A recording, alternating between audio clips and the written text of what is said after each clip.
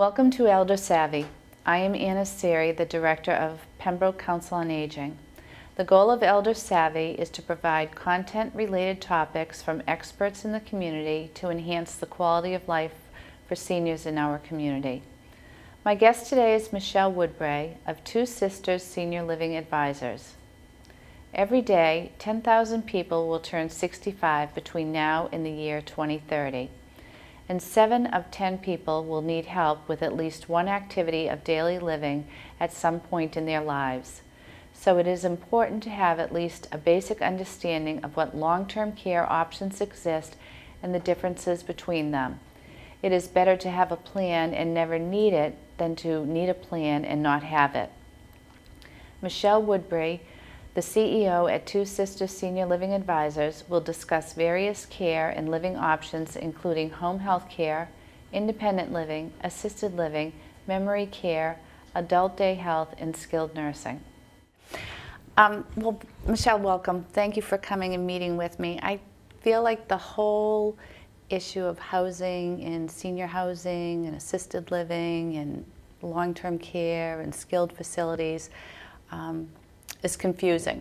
And so having you kind of sit down and we can go through some of that. But first, can you just tell me a little bit about yourself and what 2Sisters Senior Living Advisors do? And then we can kind of get into the options and what's out there. Well, I think that many people who know our story know that it starts from when I was very young. My dad was an administrator of a nursing home, and my mom was a physical therapist, and actually that's how they met.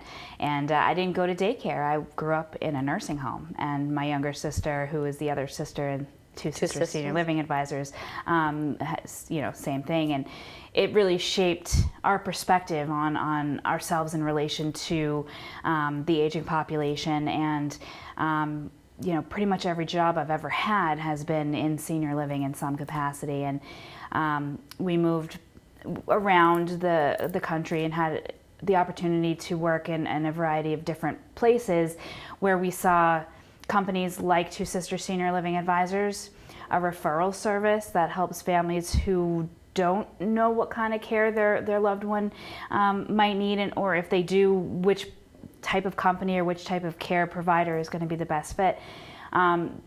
That's a free resource. And so when I came back to Massachusetts to be closer to my aging parents, I noticed that there weren't any referral services here. And I couldn't quite figure out why that was. And after spending a little bit of time trying to figure that out and coming up with empty-handed, I decided we would open one. And so that was 6 years ago, and my sister and I, her name's Allison, we work with families all over right now, Eastern Massachusetts. We have a few employees who work for us, and we help families navigate the confusing world of care options, because if you haven't done this before, and most people haven't, it's very stressful and overwhelming, and we can make it less stressful and overwhelming. Yeah. So, most people want to stay home for as long as possible. We all want to stay home. Yeah. What is home? But what are some of the barriers or reasons that people can't stay at home? Can we explore that? I mean, people don't realize, and one of the saddest things that I face is people who haven't made any plan. They just say, well, I'm just going to stay home. And that's that. And their adult children are thinking, we have to put some plans in place because it may not be possible. So then when I sit down and I meet with the family, the senior, it comes as a shock to them that home may not be possible. So to answer your question, typically the restriction is a financial one. There are some barriers to the home as well, things that can be modified. I mean, there's a number of programs available to modify the home. Let's say, for example, the only bathroom is on the second floor. For somebody who has mobility issues, for that it's a matter of putting in a chairlift or something like that. So some of those barriers can be removed, but financially, usually, that's not a barrier that can be removed. So people don't understand that. If they need somebody around 24 hours a day, there really isn't any programs out there that will pay for that. Mass Health doesn't pay for 24-hour in-home care. There are some, like there's the frail elder waiver and some things that will help towards that, but not, 24-hour in-home care. So, that's typically a shock to many people. For people who just need help a couple times a week or even just a few hours a day, financially that may be something they can manage. And again, there are programs out there to help support that. But many people at some point do need someone around 24 hours a day, and it's very cost prohibitive. So let's just explore like what some of the options are, and some of the terms are not consistent across. There's independent living, there's assisted living, there's memory care units, there is places that you rent, places that you buy into. So can you just kind of break some of that down for me? Yeah, I mean, I can, but that's definitely a much longer conversation. Okay. So I'm happy to touch on it a little bit. So staying at home is, again, what most people want to do. So there's home health care, and home health care can address the needs of people who are in their home, and there's different types of home health care. There's companion services, which is where a person comes into your home and can help with things like meal preparation, transportation, housekeeping, just keeping you company, going for walks, things like that. But they aren't able to do personal care. So if somebody needs help with a shower, dressing, medication reminders, things like that, that's a different level of home health care. And then there are nurses that can come into the home too if someone has a medical need. So that's sort of the home health care bucket. There's 24-hour care, there's live-in services. But for those people who aren't going to stay at home, there's independent living. Independent living has typically been a model where there's an entry fee of some kind, or a buy-in where you're sort of purchasing the unit, kind of like a condo. And there are some services that are available in most independent living communities that include 1 or maybe 2 meals a day with additional meals that are available, housekeeping services, weekly or bi-weekly, transportation options, activities, social calendar, things like that. There are a lot more independent living communities that are becoming available that are rentals, where it's usually just a 30 or 60-day notice if somebody needs to or wants to move out. And in that model, if somebody does need personal care assistance, then it's very much the same as if they had stayed in their home, and then they would bring in the care from an outside care agency. There are some that do offer that within the building, but they're really licensed as assisted living, and it's sort of a gray area. From there, there's assisted living, and assisted living is a social model of care, in contrast to nursing homes, which are a medical model of care. And even assisted living is a whole world of gray. So there are some assisted living communities that really act more like independent living, whereas if somebody needs assistance transferring in and out of a wheelchair, for example, or they can't self-propel their wheelchair, there are some of these assisted livings that will say, you need to move on to either a different assisted living or a nursing home. And on the other end of the spectrum, there are assisted living communities that can do almost anything that a nursing home can do with regard to personal care. The limitations are medical. So if somebody has a true medical need, like a ventilator or a respirator, or, there's a dozen or so things that would prohibit somebody from living even in an assisted living. But it really runs the spectrum. And I get people ask me a lot, like, why wouldn't I just move to an assisted living where they can do any level of care, so that I know that I don't have to move out again? And the reason for that is, for many people, they're still very independent, and the communities that offer very high levels of care tend to have more frail populations, so that may not be where they fit in right now. So it's a matter of finding where on that spectrum is the right place for somebody, and making sure that they're aware of when that assisted living community may not be able to accommodate their needs anymore, whether that's financial or regarding their care needs. And that's something that I work with my clients to make sure that they understand very clearly. And then there's memory care assisted living, which many assisted living communities, I would say most, have a memory care neighborhood within the building. And there are some freestanding memory care communities, more opening, every few months in Massachusetts. Well, we have anyway. one opening in Pembroke. Yes. So a memory care assisted living is especially designed for people who have memory impairment. And really it's interesting because people will say, well, does my mom or dad need to be in memory care? And for me, I don't necessarily know that it's always need. Why wait until the need is there? Why does someone need to be in memory care? The real only reason someone needs to live in a memory care is if they are a risk to wander. If they aren't aware of their surroundings, their person, place, and time, and they were to go for a walk and get lost, that's obviously a very dangerous situation. So somebody who is having that as a problem really does need to be in a memory care community. A secured memory care. But there are many people who have memory impairment who aren't wandering that can really benefit from what a memory care environment can provide.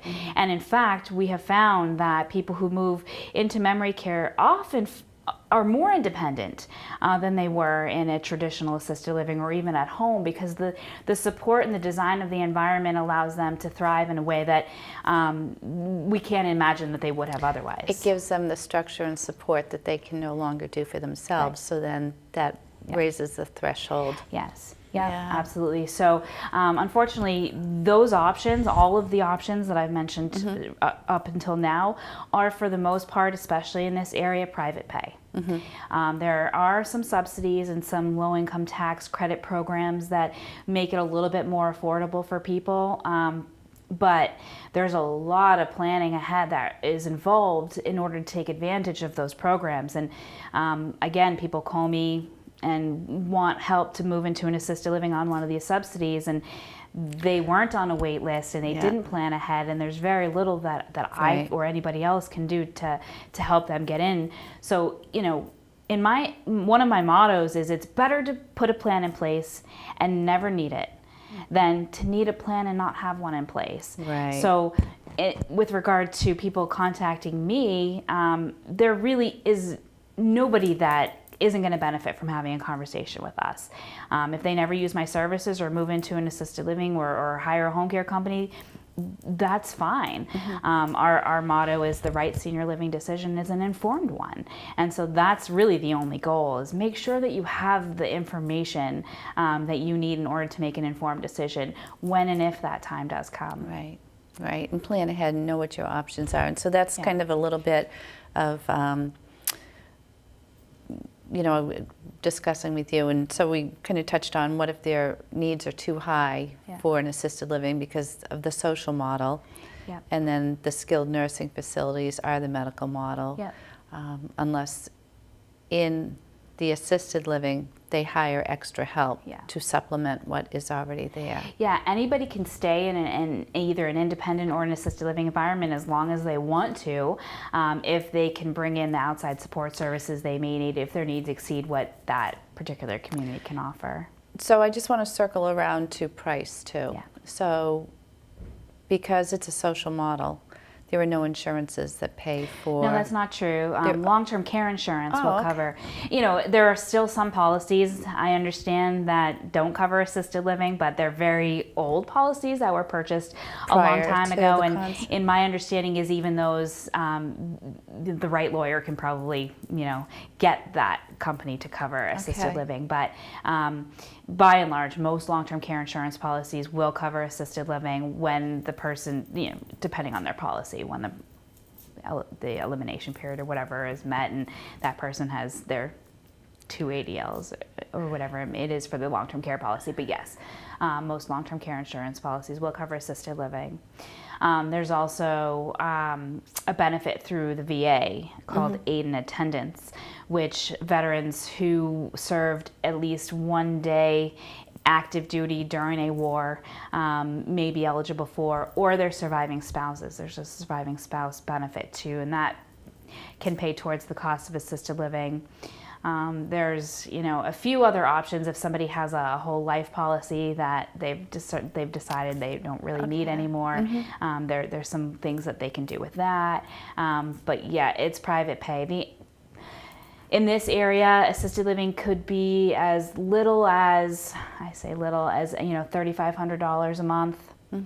And typically that includes 3 meals a day and housekeeping, transportation activities, things like that, and utilities as well is included. So, the person who moved from their home no longer has those expenses to worry about.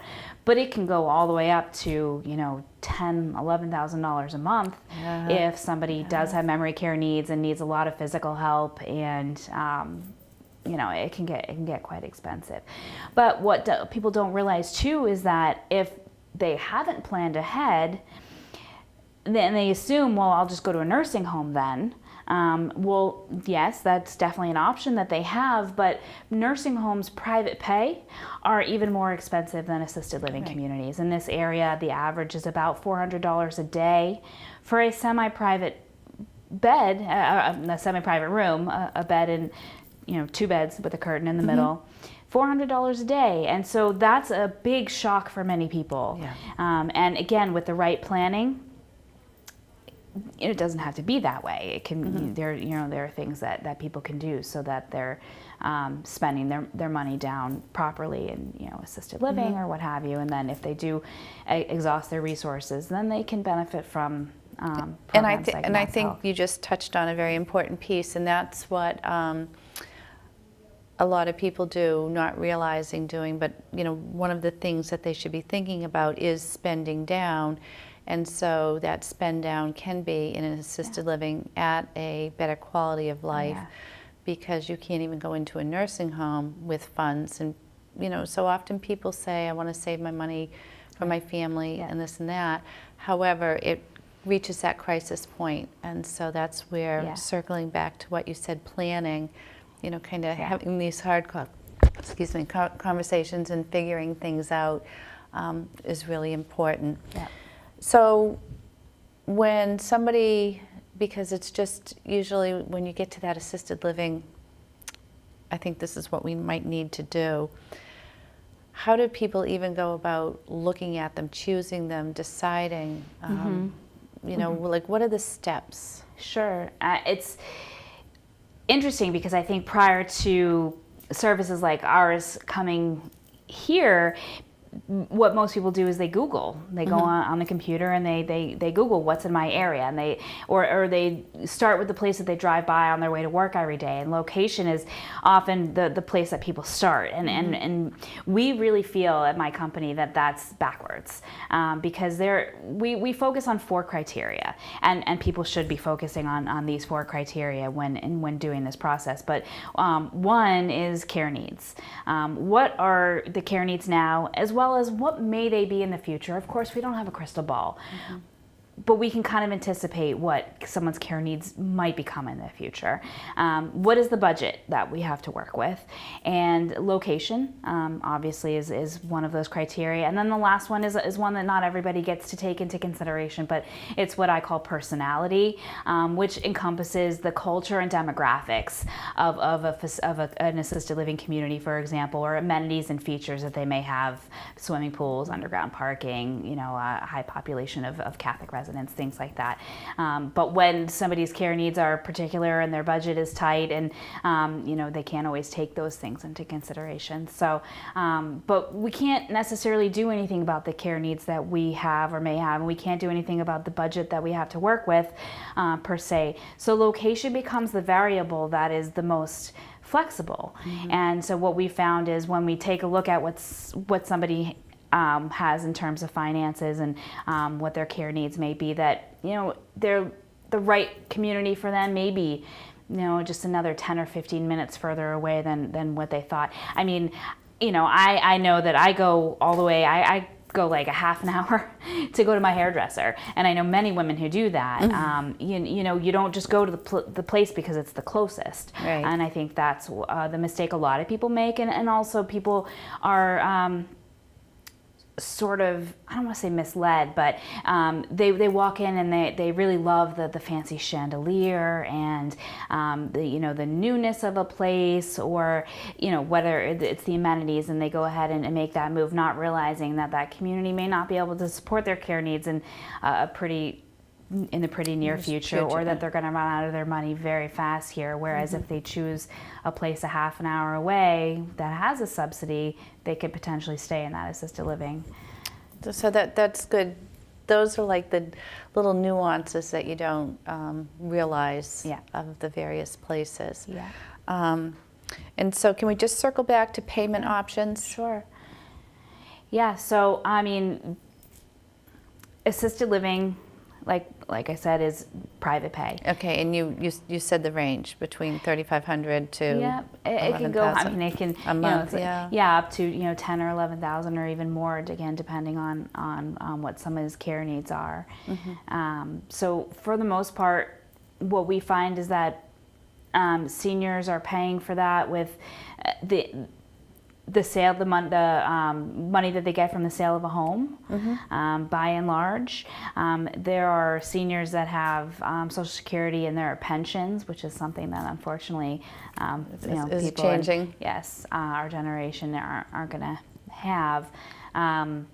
But if somebody doesn't have the ability to pay privately, then they have their options are a lot less. Yes. What about if you're working with a couple, one really needs more care than the spouse can give, and there's a home, but the spouse wants to stay in the home? Do you look at like options of reverse mortgages, or how can they access the funds for this? Yeah, I mean, I think reverse mortgages in that situation could be a good option. I always encourage the well spouse staying at home to think about what their needs may be, and if their reverse mortgage is going to deplete the equity in the home to the point where if they need care, there wouldn't be enough left for them. So we have to kind of weigh that out, but it does happen a lot, and there are a number of resources out there, companies that can help, particularly when there's a couple, get the spouse who does need the care onto Mass Health, so that they can get the care without depleting the financial resources of the well spouse. And I'm happy to put people in touch with those resources, but that's outside of my area of expertise. Okay, and that's where having a financial planner or a lawyer is really important, just for this piece as well as for healthcare proxies and power of attorneys. And it requires planning. Yes. Some of my favorite clients are people who are just retiring. They maybe 30 years before they have to really consider what their care needs may be, but what they're doing is they're opening a world of choice. They're giving themselves the gift of having a choice down the road, and that's what that's what seniors who are refusing to put a plan in place or even think about what may happen when they need care, that's what they're doing, is they're limiting their choices, because waiting until you have a care need to figure out what the solution is means that there's only going to be a few solutions, and none of them may be ideal. Okay, so figuring out the options ahead of time. Yeah. Do you work more with the seniors themselves or with their family members or their children? It's a good question, and it depends sort of on geography. I noticed in the 6 years that we've been doing this that in this area, it's mostly the adult children. I do have a few clients that are the seniors themselves, but by and large, it's the adult children that I'm working with more often. But on the Cape, for example, it's different. There's usually the senior themselves, and maybe I think that's just because of the demographic of that's down on the Cape. I don't know, but I think each of my advisors that work for 2Sisters may have a different answer to that question. So, but for me, it is mostly the adult children. I find at the Council on Aging, we field a lot of questions from adult children calling in, just concerned about their parents or what if, what services are out there, especially children that don't live nearby, that live out of state or across the country, starting to concern in figuring out what the resources are out there. Sometimes I find the children, are looking for clarity. Is my parent still okay to live alone, or do they need, sometimes the call will start with, they need a nursing home, and then, as we suss things out, they really don't. But there's just so many things there. However, figuring out and putting a plan in place, or not even a plan, but knowing what your options are and kind of lining up the options and understanding the differences.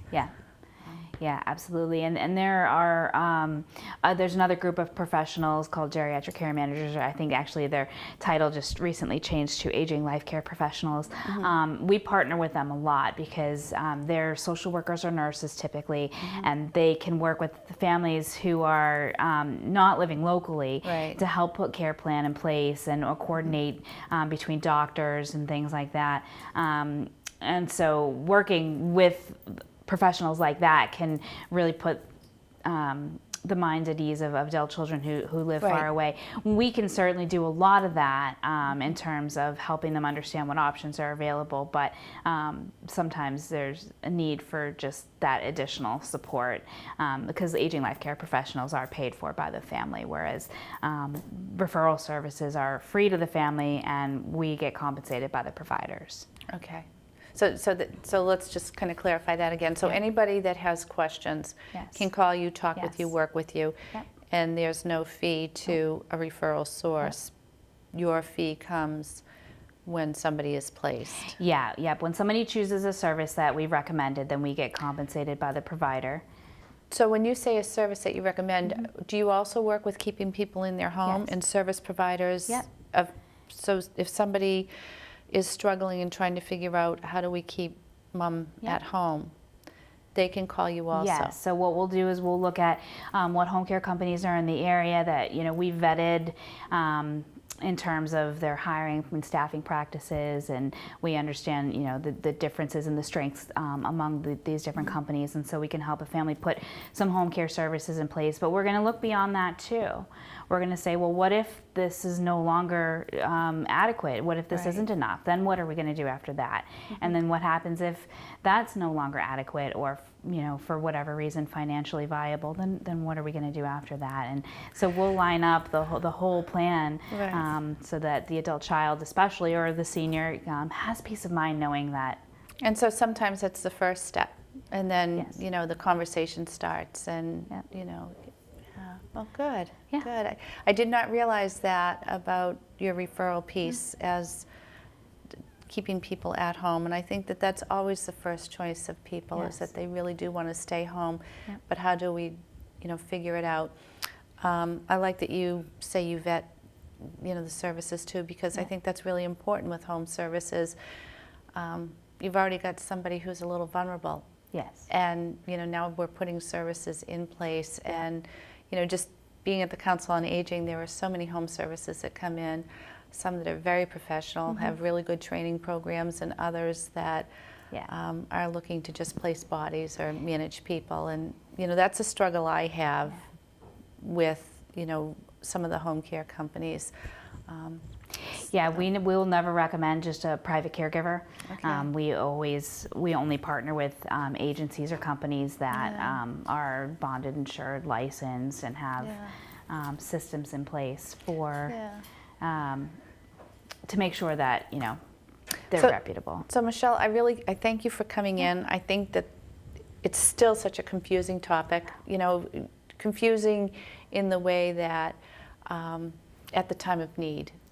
That part, it's really hard. It's hard for the individual who needs a higher level of care. It's hard for the supporting family around them, or friends. I a lot of times see elder friends taking care of their friend, and there'll be a group of people supporting.